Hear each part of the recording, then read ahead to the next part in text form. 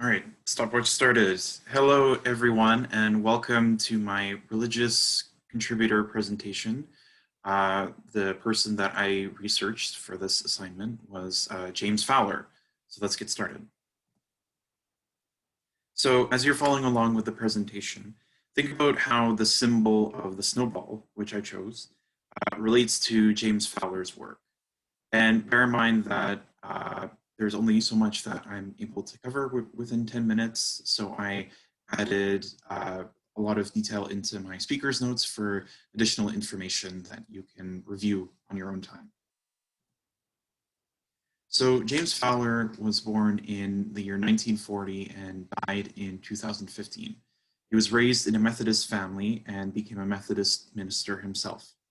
His work in practical theology led to a revitalization of this subject. But most importantly, his largest contribution to religious education is his text, Stages of Faith, which was published in 1981. And basically, this text is a theory on the development of faith within the human person.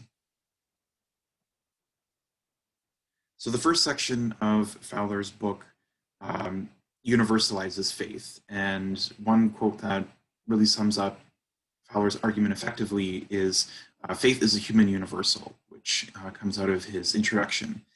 And what Fowler is going for here is the notion that faith is a much deeper and personal experience than religion. We, for example, all experience the feelings or phenomena of faith and doubt, even if we aren't religious. We all live out faith in our own individual practices, whether those are religious, spiritual, or not even. So consequently, Fowler's developmental theory can aid both Christian and non-Christian religious education because of this universalization of faith. It can apply to any individual. So if you take anything out of this presentation, let it be this table that's out in front of you right now. This is a bit of a personal modification of a table on page 52 of Fowler's book, where he has laid out Erikson's, Piaget's, and Kohlberg's developmental theories of psychosocial, moral, and cognitive development in that order, and adding on Fowler's developmental theory of faith. And you can see how there's overlap between all four theories along these different eras and ages of one's human lifetime. So Fowler's theory took inspiration from these previous social scientists.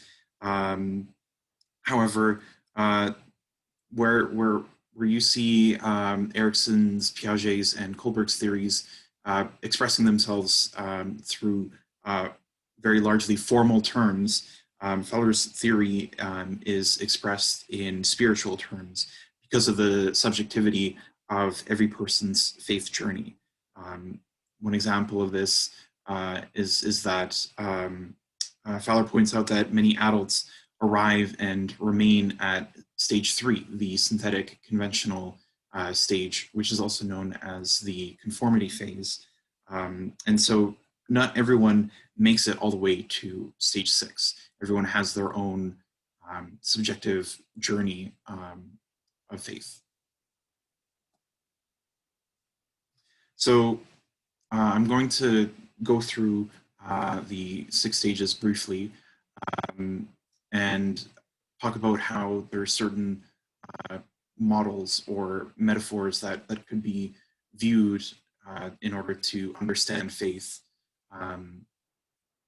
as the person is developing through these different stages, these different periods of their life.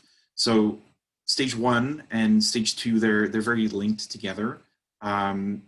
You see here that learning takes place through vivid, visceral, and livid experiences that one comes into contact with. And metaphors and symbols are often misunderstood and taken literally, which leads to often magical beliefs. And so the image I have here is of Santa Claus. And so you can look at these stages as the idea that the person believes that would be inclined to believe that Santa Claus is real because of this um, ability to um, believe metaphors and symbols for their literal value, and can often lead to magical beliefs in someone who delivers presents on Christmas.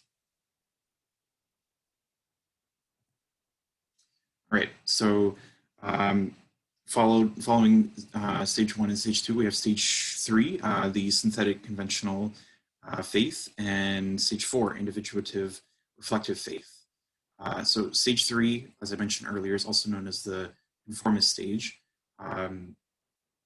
So at this point in one's faith development, um, this stage begins during puberty, but in some cases, this is where someone may end their faith journey.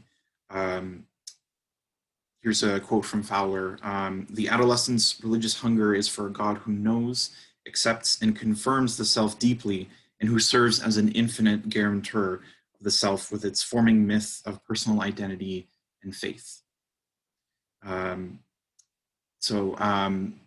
the transition to stage 4, the person begins to question their faith and isn't fully convinced and is as entranced by it as in earlier stages. And so what takes place in stage 4 is this demythologizing of one's faith, and the person must confront certain dichotomies which will define the rest of their faith journey. And some of these dichotomies can include individuality versus group identity, subjectivity versus objectivity, and lastly, self-fulfillment versus serving others. And then into stage 5, you see this deeper questioning of faith and the realization that there are even deeper truths to life than was discovered in stage 4 and earlier stages.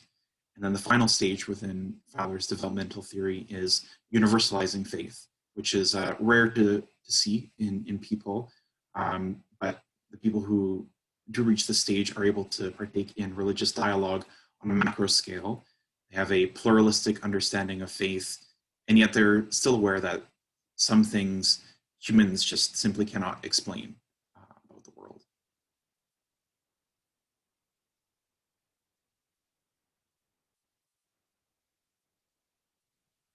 And before I go into the explanation of the symbol, I wanted to point out the secondary source which I used in my paper. Sister Ruth Ann Eisenstein, her text on Fowler's stages of faith, where she talks about the idea of models and how different models or metaphors or representations of God can provide insight on how to properly undergo religious education for certain age groups. And that's sort of where I took the direction of my paper. So now for the symbolic explanation of the snowball. So picture life as represented by a snowball rolling down a large hill or mountain. The snowball could symbolize our lives, or more specifically, our faith. Additionally, the size of the snowball grows as we get older or our faith develops. We're all trying to get to the bottom of the hill. The bottom could mean different things to people, whether that be heaven, salvation, recognition. Some of us go through the stages of faith faster than others. Some of us roll down the hill quickly and pick up more snow as their faith grows, similar to the proverbial snowball effect.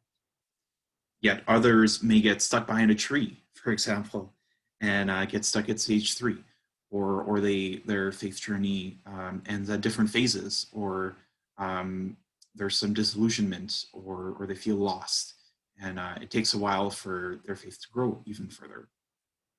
And perhaps that snowball stuck behind the tree needs to wait for all the snow to melt, and it can flow to the bottom of the hill. So we can relate this notion of faith journeys to the parable of the mustard seed. So just as every mustard tree began from the smallest possible mustard seed, the same way every snowball started from one simple snowflake. And from there it grew and grew. Lastly, we can also relate to the messaging that we hear on Ash Wednesday when we receive our ashes, which is coming up. The beginning of Lent is coming up. Remember, you are dust, and to dust you shall return. And so, with this symbol, we can view snow and dust the same way as both immaterial and also representative of something greater and larger than ourselves. All right. So that's the end of my presentation. And, 10 minutes. Fantastic. Once again, if you're interested in more information, I have much more covered in my speaker's notes, and I will share a copy of this PowerPoint so that you can look at it. Okay, can I stop recording now? Toolbar. Okay, stop.